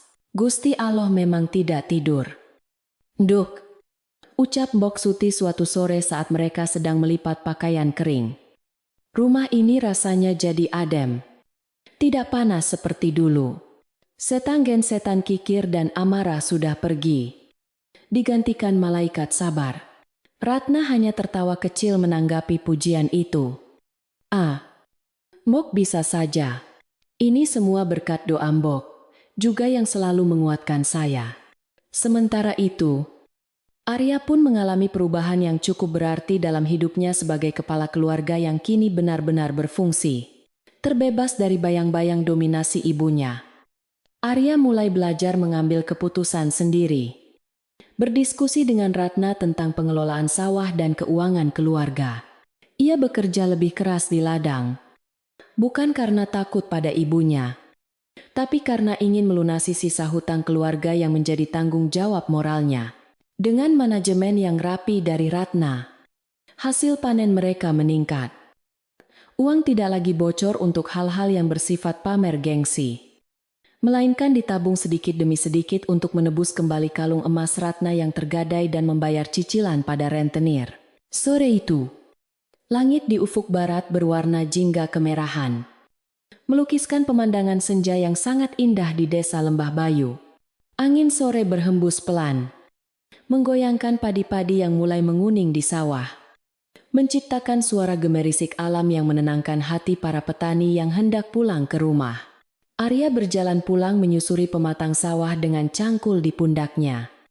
Wajahnya kotor oleh lumpur, namun matanya berbinar cerah. Ia melihat asap mengepul dari cerobong dapur rumahnya di kejauhan, membayangkan sambutan hangat istrinya dan aroma masakan yang lezat.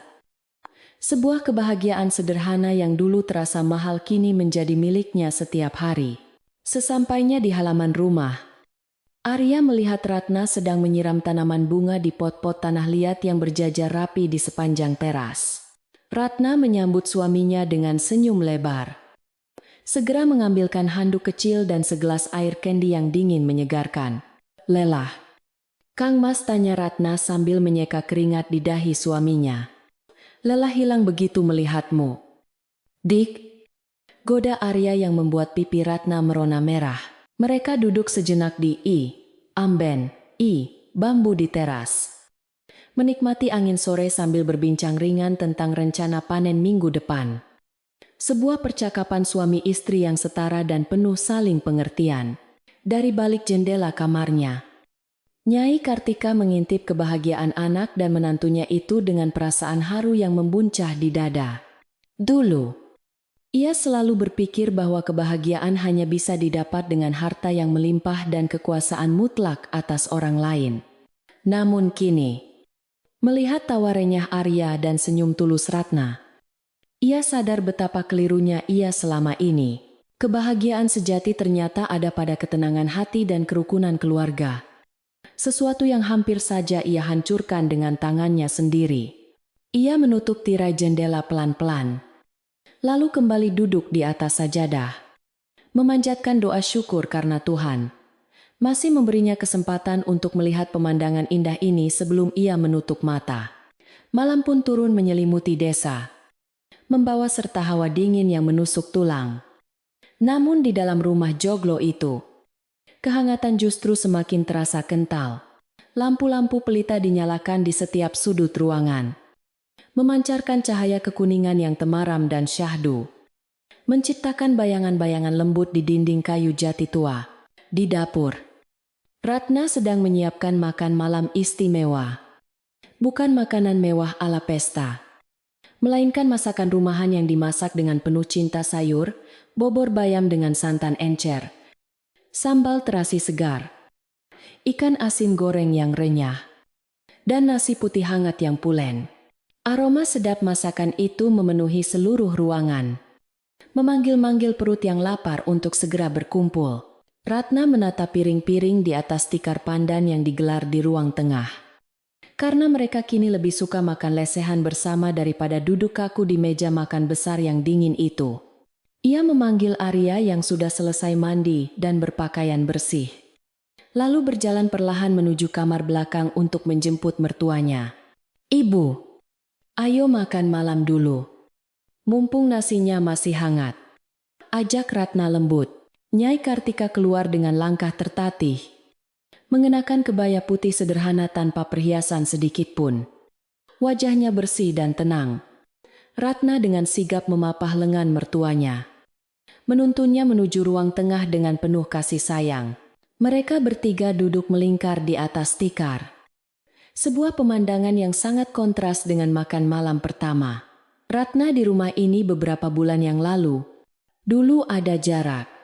Ada aturan siapa makan duluan. Dan ada ketegangan yang mencekam. Kini, mereka duduk sejajar. Berbagi lauk dari cobek yang sama. Ratna dengan telaten menyendokkan nasi dan sayur ke piring mertuanya. Memilihkan bagian ikan yang dagingnya tebal dan tidak banyak durinya. Ini, Bu, sayur bobor kesukaan Ibu. Saya tambahkan sedikit kencur, biar segar dan hangat di perut. Ujar Ratna. Nyai Kartika menerima piring itu dengan tangan gemetar. Ia menyuapkan nasi hangat itu ke mulutnya. Dan rasa masakan Ratna yang lezat seketika memenuhi rongga mulutnya. Membawa kenangan akan masakan ibunya sendiri di masa lalu. Tanpa terasa, setetes air mata jatuh membasahi pipi keriputnya. Bukan karena sedih, tapi karena rasa syukur yang meluap-luap.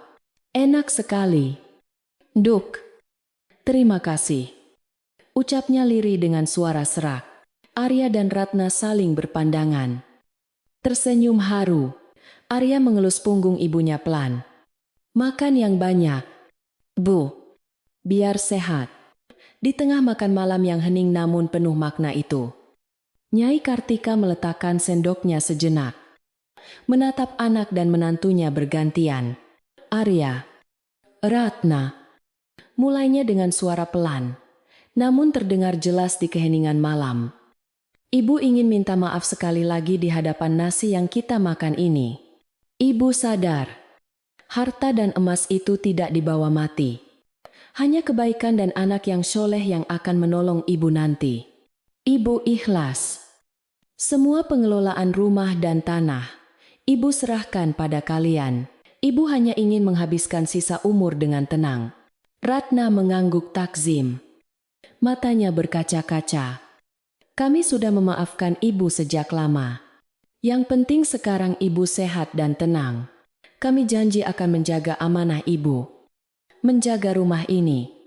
Dan menjaga nama baik keluarga kita. Arya menambahkan dengan mantap. Benar. Bu, kami akan bekerja keras untuk mengembalikan kejayaan keluarga ini dengan cara yang halal dan berkah. Bukan dengan hutang atau tipu daya. Suasana malam itu terasa begitu sakral. Seolah menjadi penutup sempurna bagi lembaran kelam masa lalu dan pembuka bagi lembaran masa depan yang cerah. Selesai makan malam, Mbok Suti bergabung dengan mereka. Duduk di sudut tikar sambil menikmati sirih pinang. Mereka berbincang santai tentang hal-hal remeh. Tentang ayam yang baru menetas. Tentang rencana panen raya desa. Dan tentang cerita-cerita lucu tetangga. Tawa kecil sesekali terdengar. Mengisi ruang tengah yang luas itu dengan energi positif yang menghangat. Dinding-dinding kayu rumah joglo itu seolah ikut tersenyum. Menyerap kebahagiaan penghuninya. Melepaskan memori-memori buruk yang pernah tersimpan di serat-serat kayunya. Malam semakin larut. Suara jangkrik di luar rumah terdengar semakin nyaring bersahut-sahutan. Seolah menyanyikan lagu Nina Bobo untuk penghuni desa Lembah Bayu. Angin malam yang berhembus lewat ventilasi terasa sejuk. Tidak lagi dingin menusuk, melainkan membelai kulit dengan lembut. Ratna membereskan piring kotor, membawanya ke dapur. Sementara Arya menuntun ibunya kembali ke kamar untuk beristirahat. Selamat tidur, Bu. Ucap Arya sambil menyelimuti ibunya. Selamat tidur. Nak, doakan ibu. Jawab Nyai Kartika dengan senyum damai yang tulus. Senyum yang sudah bertahun-tahun hilang dari wajahnya. Setelah semua pekerjaan selesai, Ratna dan Arya masuk ke kamar mereka. Ratna membuka jendela kamar sedikit, membiarkan cahaya bulan purnama masuk menerangi ruangan. Cahaya perak itu jatuh tepat di lantai kayu, menciptakan suasana yang magis dan tenang. Ratna duduk di tepi tempat tidur, menyisir rambut panjangnya. Merasa beban berat yang selama ini ia pikul telah benar-benar terangkat. Ia memandang keluar jendela, melihat bayangan pohon nangka yang bergoyang pelan ditiup angin, dan menyadari bahwa ia telah berhasil. Ia tidak hanya menyelamatkan rumah tangganya, tapi juga menyelamatkan jiwa mertuanya dari kegelapan. Terima kasih sudah bertahan, Ratna, bisik Arya yang berdiri di belakangnya, memeluk bahu istrinya dengan lembut.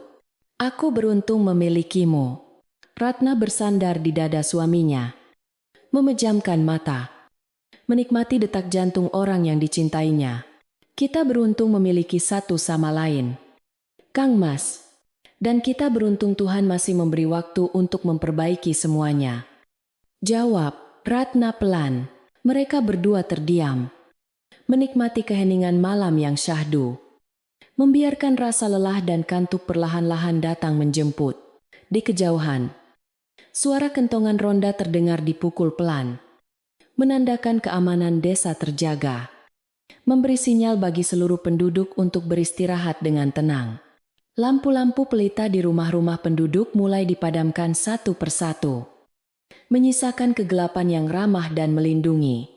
Desa Lembah Bayu kini tertidur lelap dalam dekapan malam, menyimpan kisah tentang kesabaran yang mengalahkan keangkuhan, tentang air mata yang berubah menjadi mata air kebahagiaan. Dan di rumah joglo itu, di bawah atap yang sama, tiga hati yang dulu terpisah jurang, kini beristirahat dalam damai yang sama. Diiringi mimpi indah tentang hari esok yang penuh harapan. Selamat tidur, wahai jiwa-jiwa yang lelah. Biarkan cerita Ratna dan Nyai Kartika ini menjadi pengantar tidurmu, mengingatkan bahwa sekeras apapun batu karang, ia akan terkikis oleh tetesan air yang lembut. Bahwa kejahatan tidak selalu harus dilawan dengan amarah, tapi bisa diluluhkan dengan kasih sayang dan kesabaran yang tak bertepi. Semoga malam ini tidurmu nyenyak, dijauhkan dari mimpi buruk, dan esok pagi terbangun dengan hati yang bersih dan semangat yang baru. Secerah mentari pagi di desa Lembah Bayu,